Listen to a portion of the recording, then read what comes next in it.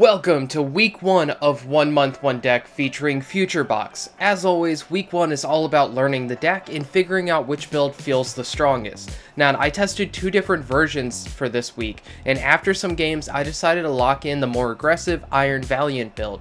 Now, this is Ship's first place list, and the game plan is pretty straightforward, but very powerful. You use Miraidon early to take a quick knockout while accelerating energy onto your Iron Valiant. From there, you can change switch effects to stack damage using Iron Valiant's ability, letting you take huge knockouts earlier than most decks expect. Now, the list is heavily focused on consistency, so there aren't any flashy techs right now.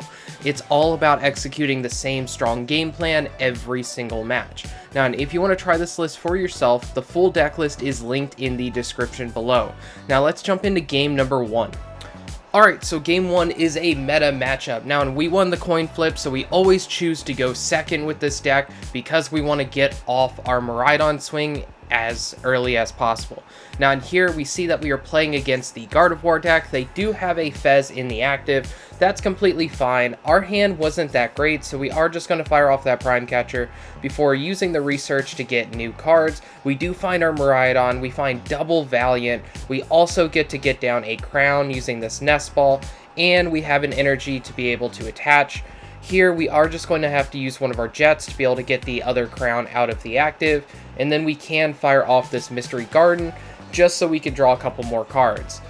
This Mystery Garden plus the Mew EX are your main ways of really drawing cards with the deck, aside from your research or your Iono, but for most of the time, you're going to be using your Mew EX or your Mystery Gardens to be able to do most of your drawing. Now, in here, we did get to take out that Ralts, which is massive. That means that they're not going to be able to go into a Gardevoir this turn, so they're going to have to take another turn of setting up. Here, though, on their second turn, they do have the secret box. They also get down a Mew EX too, which we do have to be careful with that Mew EX. It can copy our attacks, and depending on what we have thrown up, they can actually do enough damage to one-shot. They can copy an Iron Valiant and then be able to move 20 damage over to it using a Monkey Dory, and they will be able to take a knockout that way. Here, they also put down a Artisan, that way then they can actually get another copy of Ralts down, and then they do put a Bravery Charm on it as well, so this is punishing heavily our play of attaching energy to our Iron Crown. My goal at this point in this matchup usually is you want to use your Iron Crown to be able to snipe their bench and keep them off of their Gardevoirs as much as possible. They do end up using a counter catcher as well, throwing up one of our Iron Crowns that doesn't have the energy. We do top deck into another copy of Miraidon. We don't really need this right now. We are going to use this Artisan. I want to look through my deck real quick. We're pretty sure that we're going to grab the bundle here, and this is actually kind of a bigger play than what you would expect. Most of the time, you don't want to use Iron Bundle in this type of situation, but because my opponent has a Fez with a single energy on it, and they don't have any more energy in their discard, this is actually a very good way to keep that Psychic Energy onto their field. So I am going to get the bundle and use it this turn. That way then it limits how much energy they're going to have access to next turn if they do go Rare Candy Gardevoir, which most likely they will be doing. So here, they're most likely just going to throw up the Mew EX, which is completely fine by us. Now we can fire off this Nest Ball, get our own copy of Mew EX as well, and then I will be using this switch, going into one of the Iron Valiants, throwing 20 damage on the Ralts, attaching the Future Booster, retreating into the second Iron Valiant, throwing another 20 damage before firing off this Jet Energy onto our Iron Crown that's powered up. That way then we can do another 50 damage, softening up that Ralts even more, and softening up their Fez, or we can actually soften up their Mew. I choose to soften up their Mew though because it does have the Bravery Charm, just because it has a little bit more HP. They do get down a Monkey Dory here, and they will be able to heal 30 damage. And they do attach the TM Evo to the monkey as well. They're just trying to get as many cards out of their hand. They do have the Rare Candy Gardevoir play too.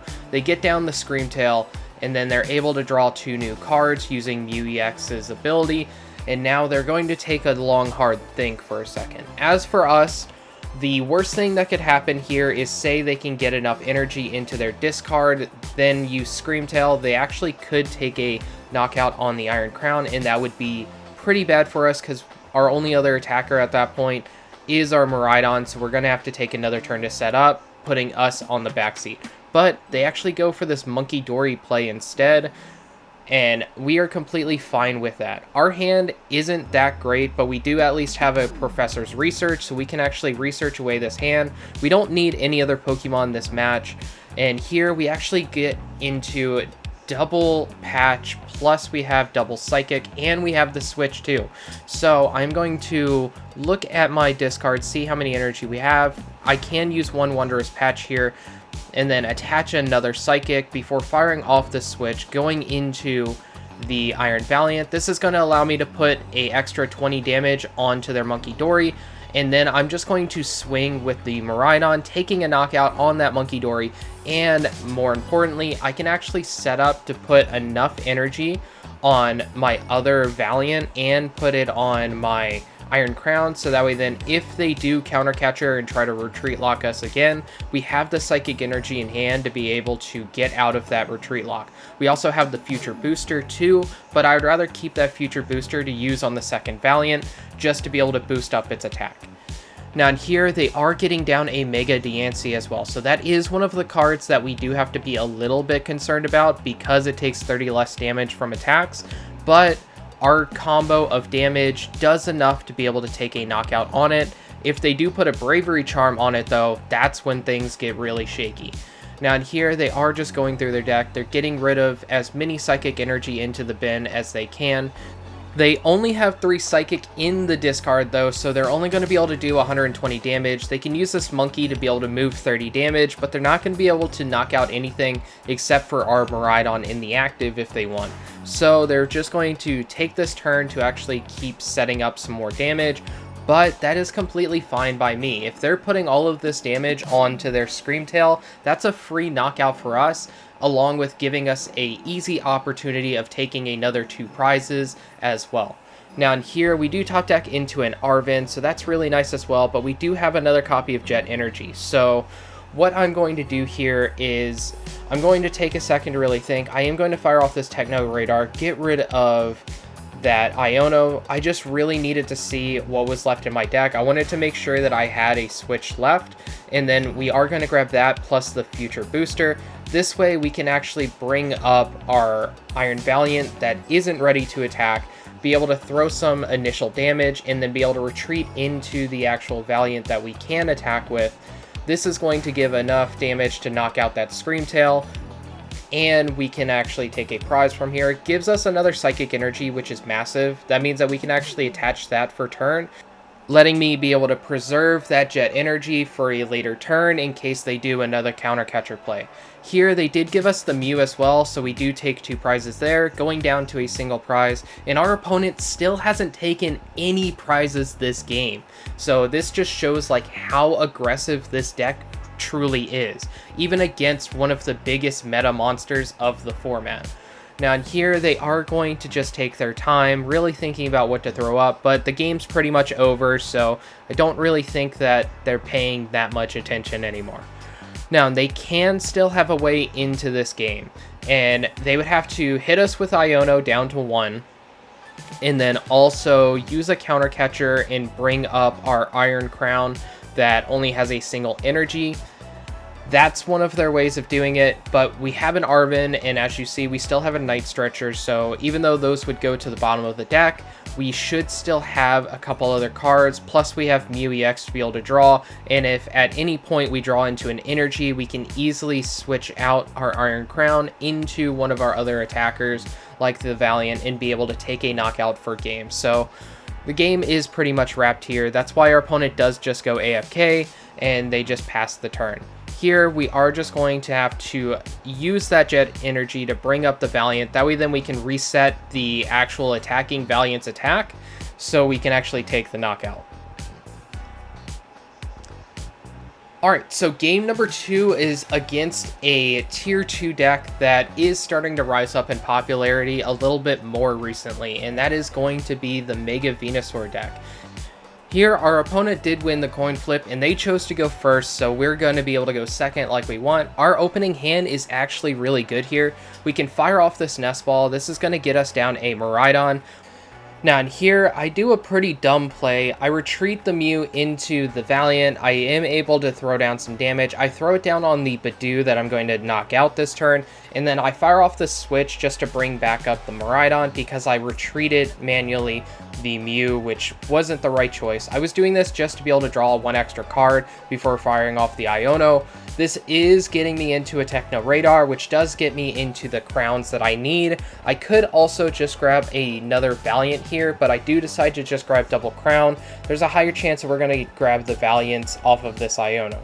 Here we do hit them with the Iono, we get some new cards, we find a Mystery Garden, which is really nice. We can actually get our hand low enough that we can actually fire that off, and then we can use this Wondrous Patch if we want to be able to power up next turn one of our attackers a little bit easier. Now, and with this Miraidon's energy acceleration, we are going to put it on the Valiant, but I do take a second to think if the Iron Crown is right or not too, but there's just way too many ways that my opponent can actually punish putting energy on the Iron Crown rather than the Valiant, and this way I'm guaranteed to be able to take a knockout next turn. Now in here, they are going to use that Ultra Ball, get down a Fez, and then be able to get down a Bayleaf before hitting us with a Iono of their own. This only gives us 5 cards, but these are very strong 5 cards. We find another Energy, plus a Jet, and a Switch, and the Techno Radar if we want to use that next turn too, and another card to draw with, being the Iono as well. Now in here, they are just getting everything set up. They can take a knockout on our Miraidon this turn, and they will be doing so, going down to 5 prizes as well. We will be able to take the knockout as well, so we are just going to throw up this Iron Crown with free retreat. Here, I top deck into another copy of Switch, which is nice, but we are going to have to fire off this Techno Radar. I want to get down another copy of Valiant, so we are going to discard this Psychic Energy. This is going to be able to get me the Valiant, plus get a Miraidon, just to thin the deck out a little bit more. We will be able to retreat into that Valiant, and then now, I am going to throw this 20 damage down onto their Bulbasaur because Venusaur is actually going to be their win condition this match because it can easily one-shot everything and heal itself at the same time. I do use the Jet Energy instead of the Switches just to be able to guarantee that I can attack this turn. I don't want to use the Iono just yet. I could have, that way then I would have drawn 5 cards instead of, you know, potentially drawing 3 next turn with it, but at the same time we have the Mew as well, so I don't mind drawing a little less cards because we will be able to see more. Plus we still have Mystery Garden, but they do end up stadium bumping that with a Forced Vitality. They do get down a Ivysaur and a Meganium as well, so now it's just, do they get down the Venusaur? Here they are going to fire off a Dawn, so that does guarantee the Venusaur play. They do grab the Toadscroll line as well, just to be able to guarantee that we can't use any Night Stretchers or anything like that, because they see that there is one already in the discard, and we're completely fine with that. Now in here, they do get down another copy of Teal Mask Ogerpon, that way then they can still be drawing some cards. They will be retreating into their Venusaur, and then they can use its ability to be able to power it up since they have Meganium. Both of their grasses are actually counting as 4 grass right now, so they will be able to take that knockout. Here it is going to be a little bit tougher for us. So in order to take a knockout onto this Venusaur, we are going to have to play very smart this turn. Now, and we also don't have any energy attached, so I am going to put down that Miraidon and then hit them with the Iono and put us down to 3 as well. This does get us into another Future Booster plus a Wondrous Patch, and we are going to put down that Future Booster onto one of our Valiants, and then I can fire off this Wondrous Patch, powering up the other Valiant, and then be able to use Mew to see 2 new cards. We do find another copy of an Energy. It is a Jet Energy, so we will be manually retreating first into a Valiant, and I make a massive mistake here. So I throw that 20 damage onto the Toadscroll for absolutely no reason. I should have thrown it on the Venusaur. I know that they can heal, and I know that I'm swinging for 80 using this Miraidon, putting them at 90 right now. They should be at 111. That way then if they do swing with the Venusaur, they only go down to 80 instead of going down to 60. And that would allow us, with them having 80 counters, we could actually do double Valiant real quick to be able to put 40 damage and then be able to swing with a Valiant, and that would give us the knockout. Now in here, they do just attack and that's all, so they go down to 2 prizes. So this is going to be our last turn no matter what. We are going to fire off that Wondrous Patch. That way then we can actually draw one extra card. I am going to put down this Lillie's Clefairy as well. This way we can actually draw 2 instead of just drawing 1. We do use this research too. We're just trying to find what we can. We have another Wondrous Patch here, so this is really nice, but the Jet Energy is the key card here because it is a switch. So I am going to retreat this Iron Crown into one of the Valiants. This is going to allow me to be able to throw 20 damage down and then attach that Jet Energy, be able to do another 20 damage, and then I can use this Mystery Garden just to draw a couple more. We do get into a Prime Catcher. We do have a third Valiant, but because we had to put down the Clefairy, we are currently board locked, so we're not able to do that play either. Now in here, we are just going to swing, and as you see, that 20 damage that we put on the Toedscruel actually mattered. Here, they're just going to fire off that boss's orders. That way then they can take a knockout, but they could have knocked out anything for a game. Alright, so after playing with the deck for 1 week, it's easy to see why this specific list took first place. The deck is incredibly powerful and very consistent. High HP Pokemon like Venusaur and Charizard, though, are some of your worst matchups since they're extremely tanky, so you often need to stack a lot of Iron Valiant damage before you can take clean knockouts. Now, next week will be the first tournament run with this deck, along with some potential changes, so make sure you're subscribed so you don't miss it. If you enjoyed the video, hit that subscribe button. I post new videos every Monday, Thursday, and Saturday. Thanks for watching, and I'll see you in the next one.